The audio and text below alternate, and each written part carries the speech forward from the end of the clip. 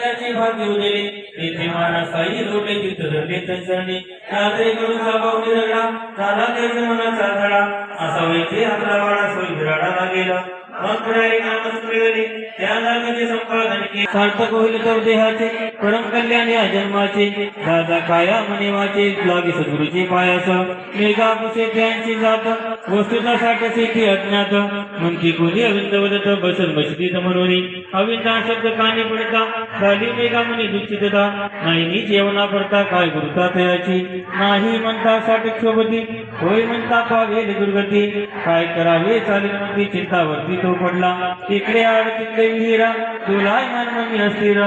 साठ्या दगड फार केला निर्धार दर्शनाचा पुढे मेघा शेडीत आला अशी चांगली पातला पायरी तो चढू लागला भाव दिलेला रंगली उग्र स्वरूप धारण केले पाषाण हाती घेऊन वदले खबरदार पायरीवर पाऊल ठेवले येऊन वदले ते स्थाना तू तो ब्राह्मण उंच वर्ण मी तो निचना नीच यवन होईल विठा